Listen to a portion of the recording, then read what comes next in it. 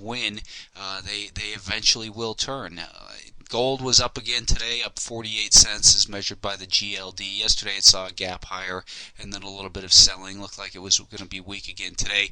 But then in that last hour of the day, that's where the buyers came back into gold as they saw equity prices melting down once again. So looks like gold's got maybe a little bit of near-term resistance up near about that 91 on GLD. In here on the weekly time frame, it's a little more neutral overall, but clearly this is where people are going into gold, that is, and that's amongst the only thing that's been up recently. So oil continued down once again, down $2.79 here on the USO to $69.47, and it's just a global liquidity crisis, and people are selling basically anything, and demand is declining for oil and all the things that you read on a fundamental basis.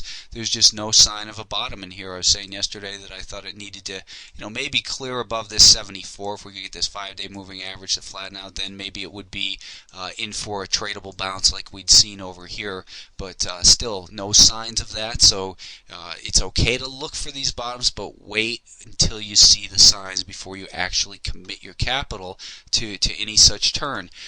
Once again, the financials, these guys were down $1.43 or down 9.3%. People were able to short them once again, and apparently that's what they're doing here, is selling them and selling them short, because more lower highs and lower lows here. Just a great group to stay the heck away from. There's just way too much uncertainty in there.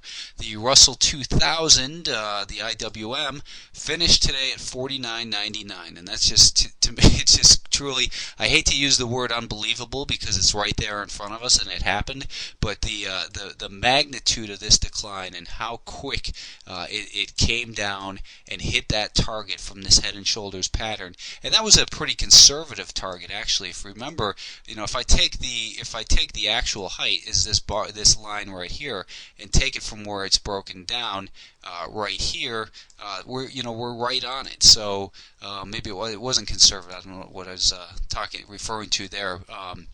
Anyways, we're back down as well at below this level from the 2004 low. So we're coming back in and maybe giving up this entire gain from 2003.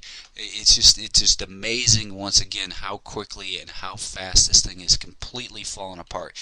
If you're someone who's been holding on to these inverse, the leveraged inverse ETFs, there's been some amazing gains in here. Just make sure you have a strategy to lock your profits in, whatever that may be. If you look at a 10-minute time frame of the TWM, it's making these higher highs and higher lows, and really starting to go parabolic in here, which could indicate that we're seeing here on the decline a real flush out. So no signs of a bottom, no signs of a reason to be a buyer, but we're getting a lot of emotion in here and a lot of forced liquidation, and it just continues to be an environment for really very few people to be involved in.